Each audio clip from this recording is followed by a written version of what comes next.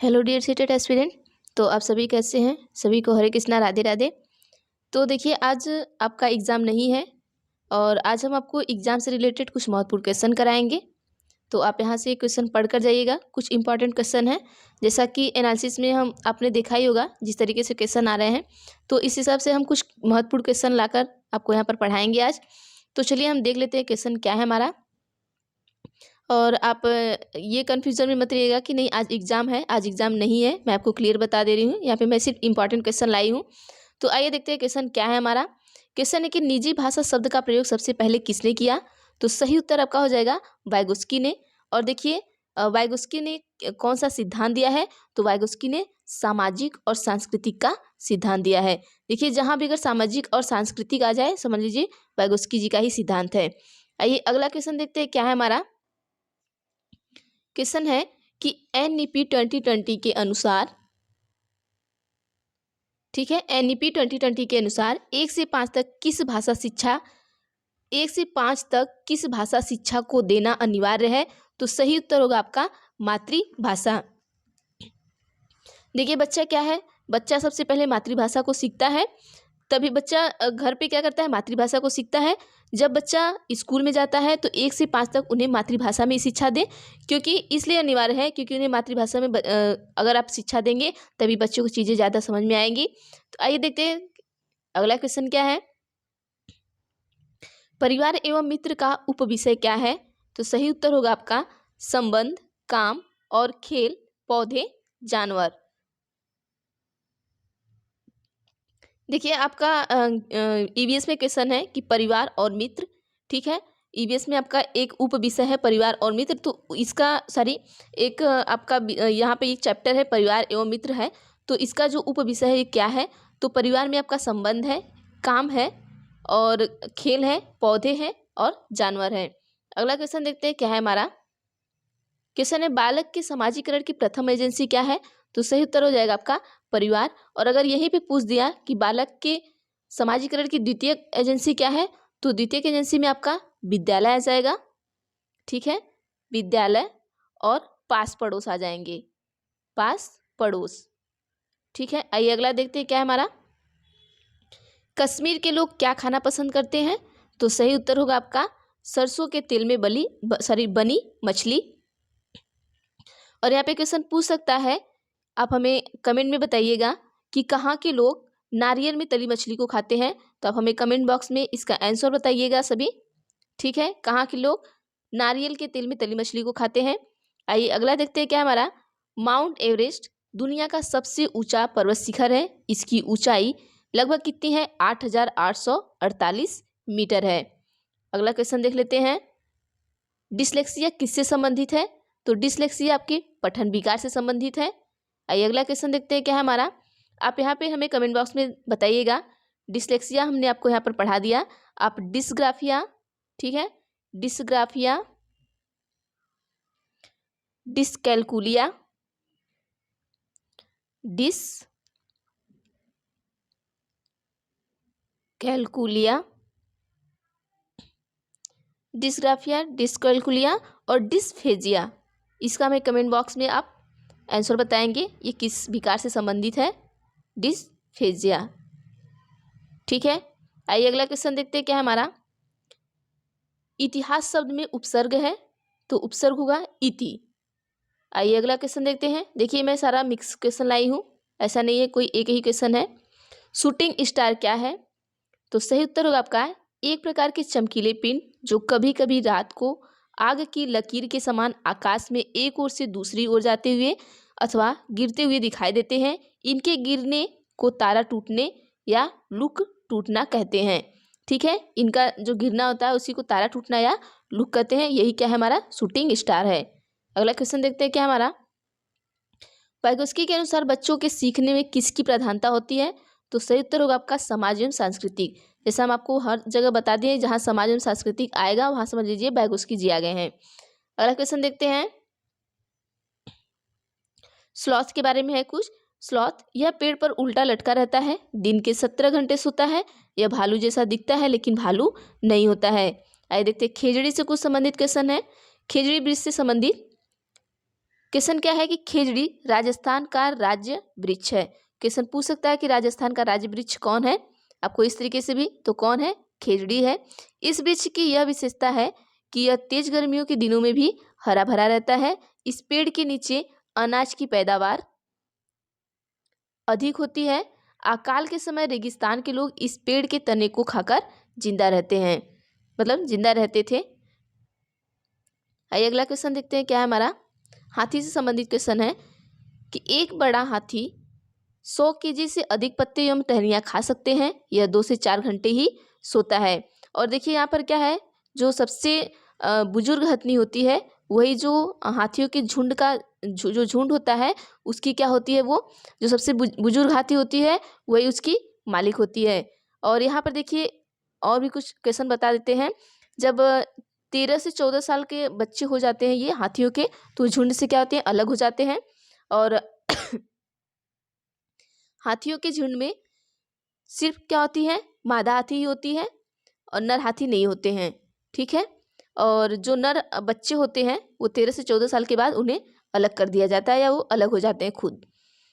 देखते हैं बंगाल की खाड़ी से सटे राज्य। तो बंगाल की खाड़ी से कौन से सटे राज्य है देख लेते हैं। आपका पश्चिम बंगाल हो गया, उड़ीसा हो गया, आंध्र प्रदेश हो गया। अगला क्वेश्चन देख लेते हैं क्या हमारा। संविधान की 8वीं अनुसूची में कितनी भाषाओं का उल्लेख है, तो सही उत्तर होगा आपका 22 भाषाओं का उल्लेख है। क्वेश्चन है जीन पियाजे किससे संबंधित है, तो जीन पियाजे संज्ञानात्मक विकास का सिद्धांत इससे संबंधित है। और जीन पियाजे जो हैं इनसे कुछ और भी क्वेश्चन आप याद करके रखिएगा, बहुत सारे क्वेश्चन हैं, इनको पढ़ कर जाइएगा आप। आइए देखते हैं राजस्थान के सामान्य घर। सही उत्तर होगा मिट्टी के बने घर, छत पर कटीली झाड़ियाँ होती हैं। तो देखिए जो घर से संबंधित क्वेश्चन है, जैसे असम हुआ, असम में क्या होता है, असम में बांस से बने घर बने पाए जाते हैं।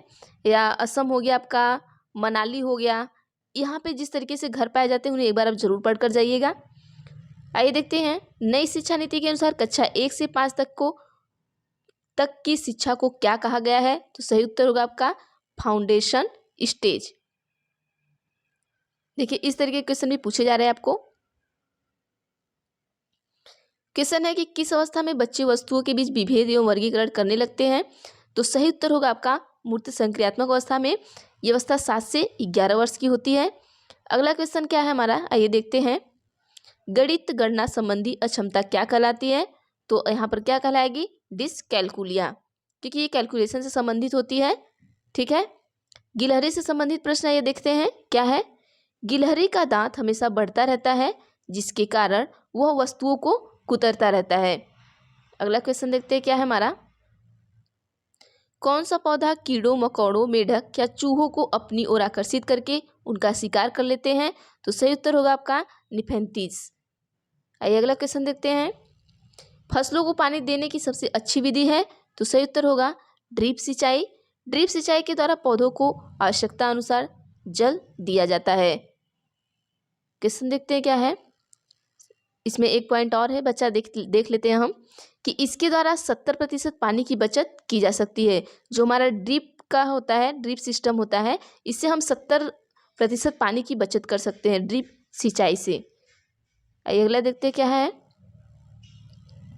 रोनाल्ड रॉस को नोबेल पुरस्कार कब और किस क्षेत्र में मिला, तो इन्हें नोबेल पुरस्कार जो था 1902 में मिला था, चिकित्सा के क्षेत्र में मिला था। और ये जो रोनाल्ड रॉस थे इन्होंने मच्छर के पेट में सबसे पहले झांका था। ये भी क्वेश्चन आपका पूछा गया था कि मच्छर के पेट में सबसे पहले झांकने वाले व्यक्ति कौन थे, तो रोनाल्ड रॉस थे। और यहाँ पे जो मच्छर था वो प्लाज्मोडियम करके कुछ ऐसा था, एक क्वेश्चन और आया था प्लाज्मोडियम से, वो था। आइए देखते हैं अगला क्वेश्चन क्या है। झूम खेती। झूम खेती भारत के किस भाग में की जाती है, तो सही उत्तर होगा पूर्वोत्तर राज्यों में, मतलब आपके मेघालय में। इसे स्थानांतरित कृषि के नाम से भी जाना जाता है। किसको, झूम खेती को हम स्थानांतरित कृषि के नाम से भी जानते हैं। क्वेश्चन है बारिश का पानी संरक्षित करने को क्या कहा जाता है, तो सही उत्तर होगा आपका रेन वाटर हार्वेस्टिंग, मतलब वर्षा जल संचयन। किसको, जो पानी बारिश का पानी होता है उसको हम संरक्षित मतलब बचा के रखते हैं, उसी को हम वर्षा जल संचयन कहते हैं। अगला क्वेश्चन है कि मलेरिया की दवा किस पेड़ की छाल से प्राप्त होती है? तो जो मलेरिया की आपकी दवा होती है वो सिनकोना पेड़ की छाल से प्राप्त होती है। क्वेश्चन है, बालक के समाजीकरण की द्वितीयक एजेंसी क्या है? तो जैसे कि ऊपर हमने आपको बता दिया था कि विद्यालय और मीडिया है, या तो विद्यालय और पास पड़ोस भी आपको देता है कभी कभी ऑप्शन में, तो वो भी सही होगा। क्वेश्चन है, पश्मीना ऊन किस जानवर से प्राप्त होता है? तो पश्मीना बकरी के बालों से प्राप्त होता है। यहाँ पर देखिए पश्मीना के बारे में हम सारा पढ़ कर जाइएगा कि पश्मीना शॉल बनाने में कितना दिन का समय लगता है, ये भी क्वेश्चन पूछ सकता है। जो पश्मीना की जो शॉल होती है वो लगभग आपके 6 स्वेटर के बराबर इतना गर्म रखती है, यहाँ से भी क्वेश्चन पूछ सकता है। मच्छरों से फैलने वाली बीमारी है, तो कौन कौन सी बीमारी है ये देखते हैं। डेंगू है, चिकनगुनिया है और मलेरिया है। अगला क्वेश्चन देखते हैं, लैंगिक रूढ़िवादिता है। लैंगिक रूढ़िवादिता किसे कहते हैं? देखिए यहाँ से क्वेश्चन बहुत पूछा गया है आपको, आपके जो भी शिफ्ट में क्वेश्चन आए हैं यहाँ से बहुत ज़्यादा पूछे गए हैं। तो जब शिक्षक किसी बालक या बालिका को ज़्यादा प्रमुखता देता है किसी एक को, तो उसे लैंगिक रूढ़िवादिता कहते हैं।